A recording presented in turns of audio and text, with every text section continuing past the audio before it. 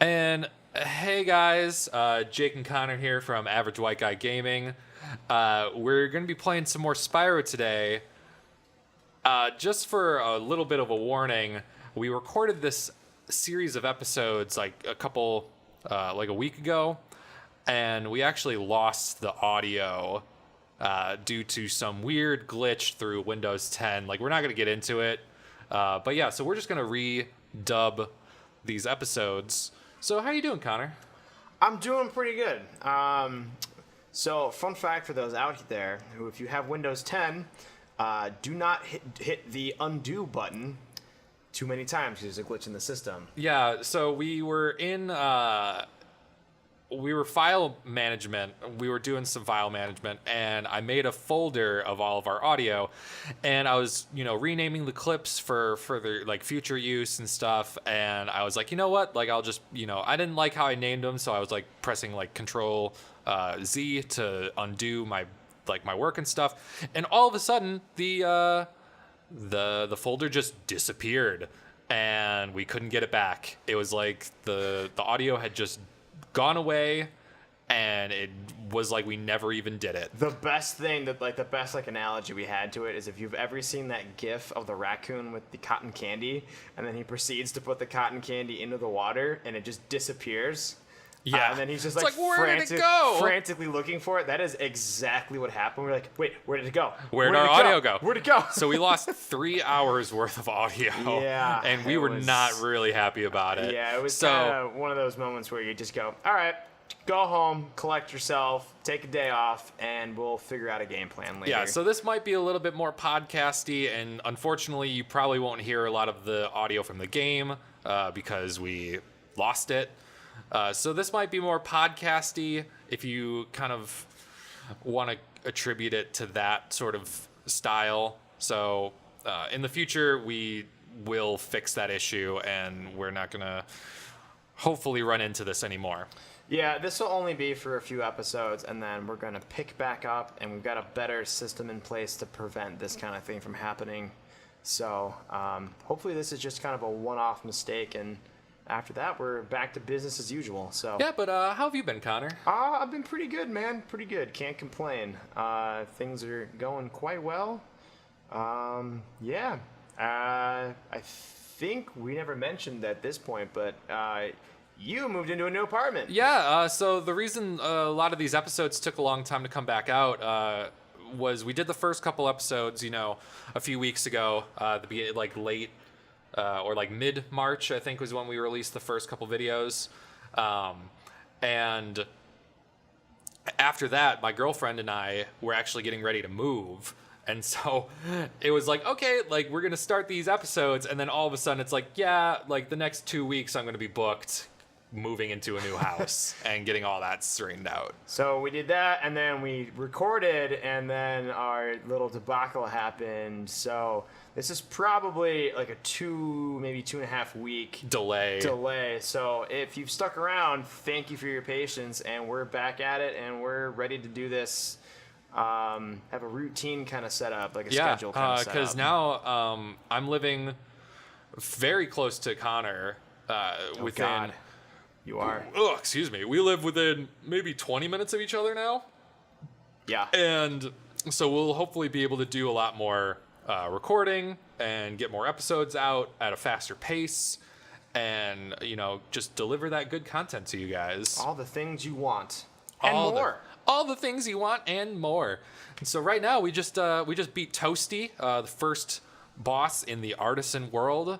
And we're going to be going on to the Peacekeeper world next, which I know is one of Connor's favorite home worlds. I like Dry Canyon is probably my favorite map design, and the soundtrack is bumping. The soundtrack is very bumping. We might I'll try to actually get the audio from Dry Canyon while we're in that area. And so we can actually have that beneath our chit chat. Yeah, that'd be nice. I'm sure I could find it somewhere. But yeah, so now we're going to talk to the balloon guy, and he has a very condescending way of talking to Spyro. He just talks to you like you're an idiot. He's like, I've seen you've been busy. Me You may travel to the Peacekeepers world if you would like. Would you like that, You cute little Spyro? dragon. You've been such a It's good like, little dragon. Boy, I'm about to shove both these horns up your butt. Like, straight up. And not in the fun way. Yeah. Way. And But yeah, so welcome back to everybody. We hope you've stuck around. You know, we haven't really talked much about ourselves recently. So why don't you tell our audience a little bit more about yourself, Connor? Well, I have curly hair and a desirable personality. Oh my God. That All the ladies out there. Yeah. And all the men. My girlfriend will fight you. She is very vicious. So yeah. Anyway, yeah. A little bit of background. I am a food scientist. That's what I do. I graduated from college and I work in the food industry. Nice. A little bit more high end stuff. Not because a lot of people will be like, so does that mean you work at McDonald's? Like, no, I don't work for McDonald's. He works in a laboratory. Yeah. He's a scientist. He gets a lab coat. But He's cool. I am just gonna leave it to that though. Do you get a lab coat at work? Technically, yes, but they're very restraining, and I always. So you don't wear it very often. I try to. I mean, if I'm working with stuff that is gonna get all over me or potentially cause irritation, you're supposed to wear it, but we're a little bit more laissez-faire in the lab I'm in. Yeah, which is fine, but you just got to know what you're working with. That's true. That's how in the graduate labs I was in, that's kind of how it was too. Where it's like, hey, if you're working with 20-degree molar sulfuric acid, which is one of the strongest concentrations of acid you can use, you should probably be wearing not only a lab coat but other a lot protective of PPE, gear, a personal protection equipment. There's actually a story my professor was telling me a while ago. Where when he was in his graduate studies back in the 60s, he was working with 30 concentrate for something he was doing, and one of his friends distracted him, and the acid spilled off the lab bench and burned his shoes off. Oh, geez. And, it actually burned through his shoes and partially into the floor. That's crazy. So when they joke about in cartoons where the acid burns and burns through the floor into the next floor, that's actually what happens. That actually is what happens if you spill enough of the concentrated stuff, because this stuff will just keep going through you. It will not stop. Yeah. So just a lesson for people out there: just be safe. Yeah. Follow your OSHA regulations. Wear PPE. And I had to wear PPE stuff for my last job because I would do rigging and stuff. Oh yeah. Yeah. So a little bit about me, if you don't have anything else to add. No, not really. A little bit about me. I work in the audio visual world. I used to work in a hotel, working for other businesses coming in. They'd use our ballrooms, and we would set up, stages and screens and speakers for them and projectors. But most recently, I've been working more so for one company and doing in-house work for them. I can't really go any more into detail about that, but the company that I work for is awesome. They're very influential in their market, and yeah, I enjoy the work that I do. It's 9 to 5. Just normal day.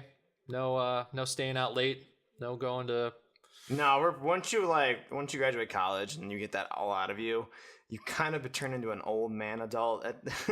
For all you young folks out there. For all the youngins out there. Yeah, you pretty much just you get in a routine. You do a 9 to 5, and you're like, you know what? Just want to go home and just want to chill for a little bit. Yeah, this 9 to 5's really not that bad. That's kind of how I've always been though throughout my whole life. So my mom used to joke that when I was 8, I was actually 80. She's like, yeah, you might be 8 years old, but you're actually closer to dying than you think you are. I told her to wear her seatbelt when she wasn't. So that's kind of the. Well, I told my grandpa that one time.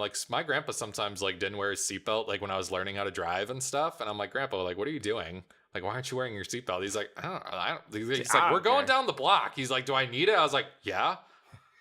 I could veer into a house right now. Are you going to do that? No. Are you going to do that? No. Then I don't need a seatbelt. It's like, oh my come God. on. Oh my God. So at this part, I just completely, I just had to point that out. I missed the charge 4 times around the chest, and it's just like, oh god, oh god. It's like, oh no, what's happening here?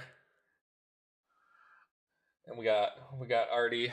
Connor's dog is just sitting in between us, and he's chilling. He's a very good boy. He's a good boy. He likes to bark at people, but yeah. It's a work in progress. You know, you get a pups. Yeah, you gotta teach him right, do the whole thing, you know what I'm saying?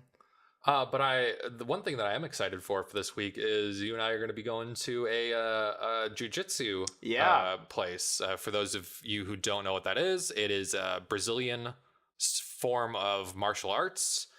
There is a Japanese jiu-jitsu, which is like the original version. I think that's judo, technically. No, there is Japanese jiu-jitsu. Oh, and, really? I think it traces back actually to like India, if I remember correctly. That sounds right. I think judo it's still its own thing, and it is related to jiu-jitsu, but they are separate entities. Yeah. And so Connor and I are going to be going to a free class on that on Thursday. Mm-hmm. So that should be a lot of fun. Yeah, Jake has you have a black belt in jiu-jitsu, don't you? Yeah, but it's been a very long time, so you still have a black belt. I would say that it doesn't count anymore. The muscle memory's still there. Like I really have to I would have to re-earn that back. And yeah, so now we're going into one of Connor's favorite levels. We're going into Dry Canyon. Some Dry Canyon. I love this. Just, the soundtrack for these games are the perfect ambient music for just chilling out and just, if you need like a steady beat. Yeah, beat, like workflow behind you. It's the perfect thing for it. Yeah. And, like a lot of people give this level a lot of crap because, it's just kind of bland, but it serves what the purpose is. It's a level, it's in a desert, like there's not going to be a lot of things in it. Like it's an arid wasteland. What else do you need? They build forts and stuff apparently through here. Do you need a fake like a fake oasis? Actually, there's an oasis in what is it? Is that Ripzo's Rage with the Oasis level? I forget. I want to. Yeah, because that's the one with the hippos. Yes, I haven't played that one in forever. Because that's like a mid to late game level. So like sometimes you just don't get to it if you're just playing for like a couple hours. Like you just don't end up at that part. I enjoyed Riptos, but I'll be honest with you, that's probably my least favorite one, which I know it's your favorite. Yeah, so it's easily my favorite one. We're a little different. I don't know why. Like, I enjoyed it, but I enjoy the first one so much more. Like, it goes 1, 3, and 2 for me, honestly, which a lot of people are going to be like, really, 3? But I don't know.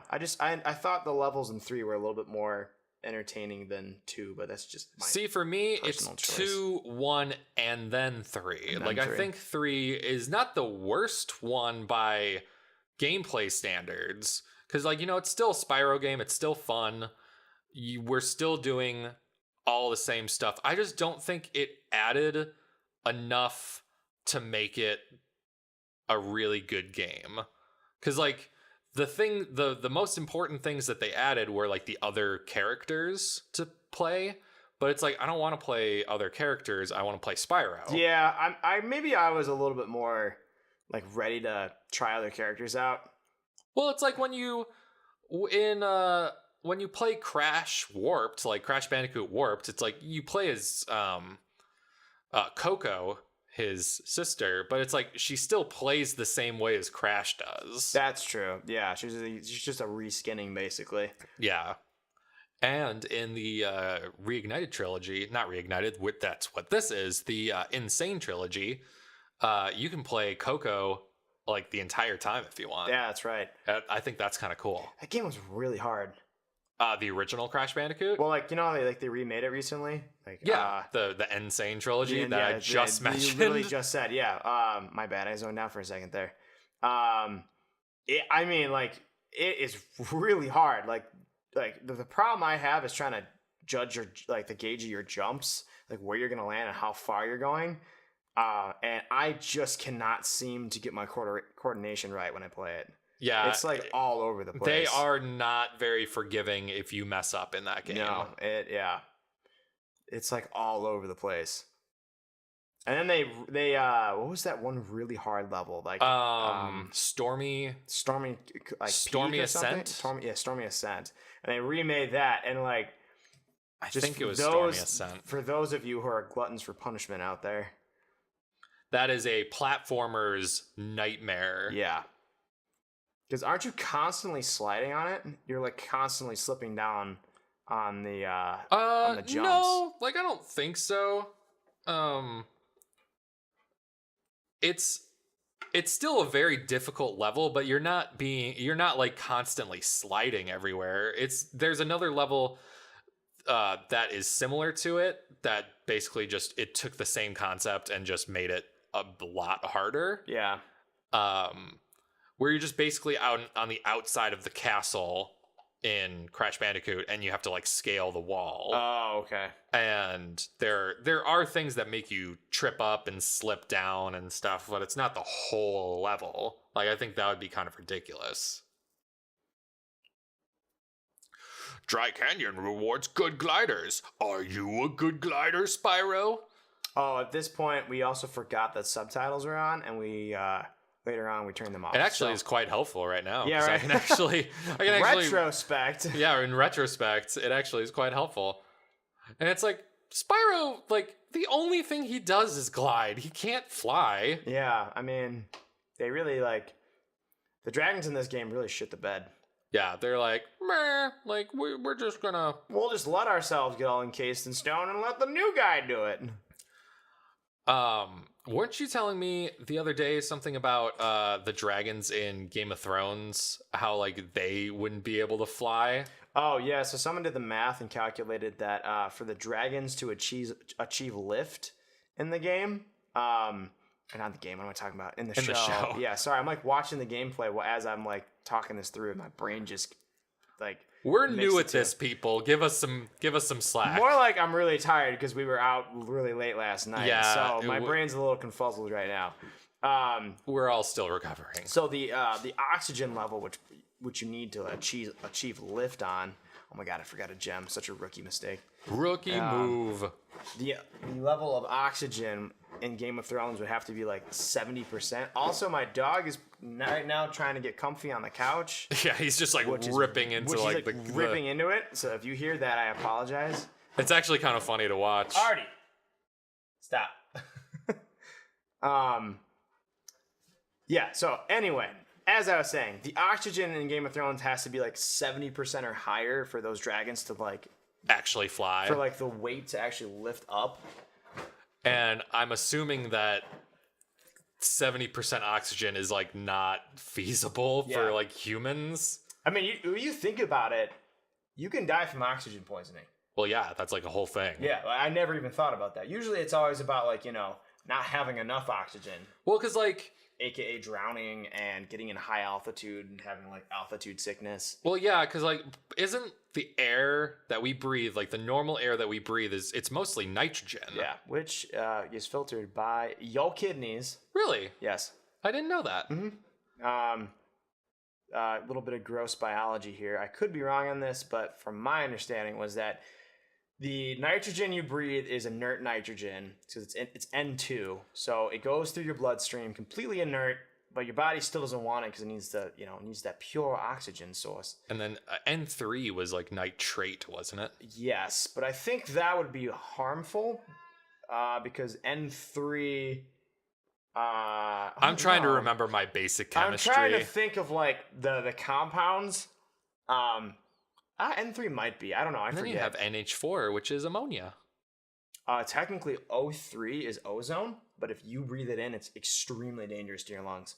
The ozone particles. Like O3 is like such an unstable compound that's up in our atmosphere, but it absorbs ultraviolet light. Which protects us. Which protects us. Which, by the way, you remember that whole thing with chlorofluorocarbons that was going on a long time ago? The CFCs? The CFCs that were going around. If you used spray cans back in like the 80s and 70s, it had this like compound in it that was literally stealing our ozone from us because it would rip apart the O3 and basically destroy our layer of protection, which apparently now scientists are now saying that it's pretty much back to normal. It's back to normal. It's recovered itself. That's kind of cool. That's kind of cool that it, after all these years, it like repaired itself. Which is like, how did it repair itself? I'm not sure. But with that, we're going back to the Peacekeepers world, and I think we're gonna cut it there. All right, see ya. Bye, guys.